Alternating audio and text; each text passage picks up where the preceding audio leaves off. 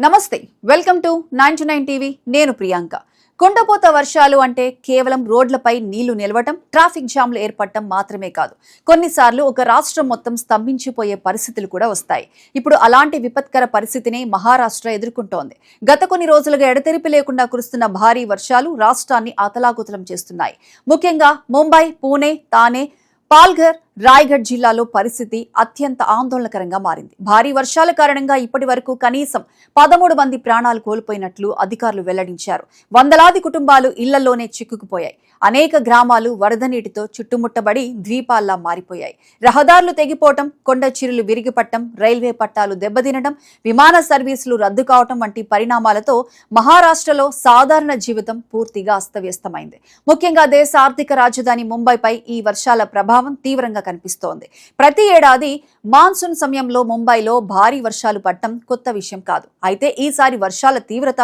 గత కొన్నేళ్లలో చూడని స్థాయికి చేరుకుందని వాతావరణ శాఖ చెబుతోంది సముద్ర తీర ప్రాంతాలు లోతట్టు కాలనీలు ప్రధాన రహదారులు వరద నీటితో నిండిపోయాయి వాహనాలు నీటిలో చిక్కుకుపోవటం వేలాది మంది గంటలు తరబడి ట్రాఫిక్ లో ఇరుక్కోవటం కార్యాలయాలకు వెళ్లలేకపోవటం పాఠశాలలు మూతపడ్డం వంటి పరిస్థితులు చోటు చేసుకున్నాయి భారీ వర్షాలతో ముంబై పూణే ఎక్స్ప్రెస్ వేపై పరిస్థితి మరింత ప్రమాదకరంగా మారింది దేశంలో అత్యంత రద్దీగా ఉండే ఈ జాతీయ రహదారిపై అనేక చోట్ల కొండ చర్యలు విరిగిపడ్డాయి 2 నెలల క్రితమే ప్రారంభించిన 13 కిలోమీటర్ల మిస్సింగ్ లింక్ బైపాస్ వద్ద భారీ రాళ్లు జారిపడటంతో అధికారులు వెంటనే రాకపోకలను నిలిపివేశారు టన్నెల్ సమీపంలో ఒక భారీ కాంక్రీట్ పిల్లర్ కూడా కూలిపోవడంతో ప్రమాదం మరింత పెరిగింది దీంతో వాహనాలను ప్రత్యామ్నాయ మార్గాల ద్వారా మళ్లిస్తున్నారు అయితే మావల్ తమహిని ఘాట్ ప్రాంతాల్లో కూడా వరదలు రావడంతో ప్రత్యామ్నాయ మార్గాలు సైతం దెబ్బతిన్నాయి పరిస్థితులు సాధారణ స్థితికి వచ్చే వరకు అత్యవసరమైతే తప్ప ముంబై పూణే ప్రయాణాలు చేయవద్దని ప్రభుత్వం ప్రజలకు విజ్ఞప్తి చేస్తుంది రోడ్లే కాదు రైల్వే వ్యవస్థ కూడా తీవ్రంగా ప్రభావితమైంది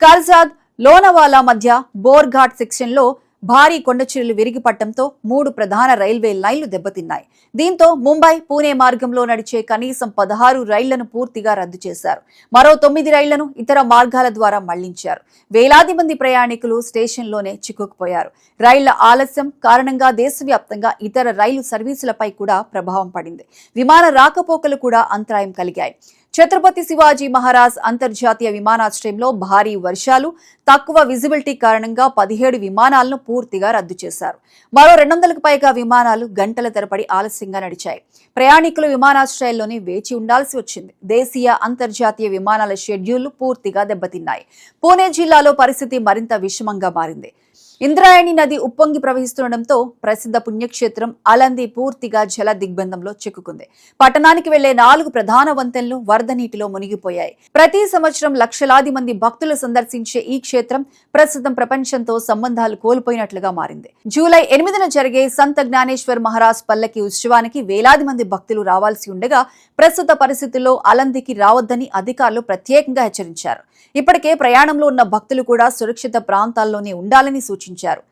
లోహఘాట్ సమీపంలోని పటాన్ గ్రామంలో 3 చోట్ల కొండచర్యలు విరిగిపడ్డాయి ఒక ఇల్లు పూర్తిగా నేలమట్టమైంది గ్రామస్తులు ప్రాణభయంతో బయటకు పరుగులు తీశారు కొన్ని కుటుంబాలు శిథిలాల కింద చిక్కుకుపోయినట్లు తెలుస్తోంది వెంటనే ఎన్డీఆర్ఎఫ్ ఎస్డీఆర్ఎఫ్ పోలీసులు అగ్నిమాపక సిబ్బంది రంగంలోకి దిగారు నిరంతరం వర్షం మధ్య ప్రమాదకర పరిస్థితుల్లో కూడా సహాయక చర్యలు కొనసాగించారు రైల్వే స్టేషన్ సమీపంలో వరద నీటిలో చిక్కుకున్న ఒక ప్రైవేట్ బస్సులో ఉన్న 37 మంది ప్రయాణికులను ఎన్డీఆర్ఎఫ్ బృందాలు సురక్షితంగా బయటకు తీసుకొచ్చాయి ఈ ఆపరేషన్ అనేక గంటల పాటు కొనసాగింది రక్షణ సిబ్బంది ప్రాణాలను సైతం పణంగా పెట్టి ఒక్కొక్కరిని సురక్షిత ప్రాంతాలకు తరలించారు వాతావరణ శాఖ ఇప్పటికే ముంబై పూణే తానే పాల్ఘర్ జిల్లాలకు రెడ్ అలర్ట్ జారీ చేసింది రానున్న 24 గంటల నుంచి 48 గంటల్లో మరింత భారీ నుంచి అతి భారీ వర్షాలు కురిసే అవకాశం ఉందని హెచ్చరించింది గంటకు 50 నుంచి 70 కిలోమీటర్ల వేగంతో ఈదురుగాలు కూడా వీచే అవకాశం ఉందని తెలిపింది లోతట్టు ప్రాంతాల్లో నివసించే ప్రజలు అప్రమత్తంగా ఉండాలని అవసరమైతే వెంటనే సురక్షిత ప్రాంతాలకు తరలిపోవాలని సూచించింది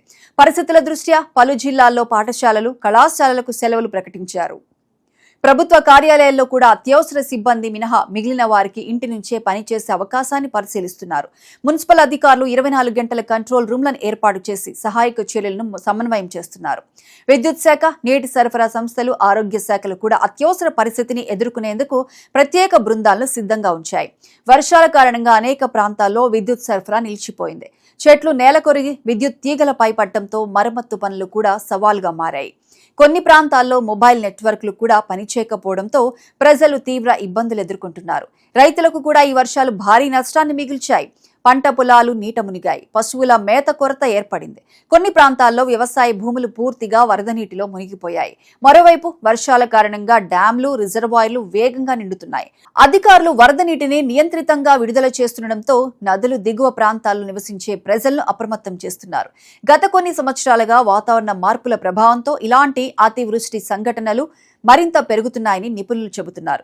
ఒకే రోజులో నెల రోజుల వర్షపాతం నమోదు కావటం, తక్కువ సమయంలో భారీ వర్షాలు కురవటం, పట్టణాల్లో డ్రైనేజ్ వ్యవస్థలు విఫలమవ్వటం వల్ల ఇలాంటి విపత్తులు ఎక్కువవుతున్నాయని విశ్లేషిస్తున్నారు. నగరాల విస్తరణ, ఆక్రమణలు, చెరువుల మాయం, సహజ నీటి ప్రవాహ మార్గాల మూసివేత కూడా వరదలకు ప్రధాన కారణాలుగా పేర్కొంటున్నారు. ఈ నేపథ్యంలో ప్రభుత్వం తక్షణ సహాయక చర్యలతో పాటు దీర్ఘకాలిక ప్రణాళికలు కూడా రూపొందించాల్సిన అవసరం ఉందని నిపుణులు సూచిస్తున్నారు. భారీ వర్షాలు, వరదలు, కొండ చర్యలు, రవాణా వ్యవస్థ స్తంభించడం, ప్రజల ప్రాణ నష్టం, ఆస్తి నష్టం ఇవన్నీ కలిపి ప్రస్తుతం మహారాష్ట్రను తీవ్ర సంక్షోభంలోకి నెట్టేశాయి. సహాయక బృందాలు యుద్ధ ప్రాతిపదికన పనిచేస్తున్నప్పటికీ వర్షాలు తగ్గే వరకు పరిస్థితి పూర్తిగా అదుపులోకి వచ్చే అవకాశాలు కనిపించడం లేదు. ప్రస్తుతం లక్షలాది మంది ప్రజలు ఒక్కటే ఆశతో ఎదురు చూస్తున్నారు. ఈ కుండపోత వర్షాలు ఎప్పుడు తగ్గుతాయా, తమ జీవితాలు ఎప్పుడు మళ్లీ సాధారణ స్థితికి వస్తాయా అని.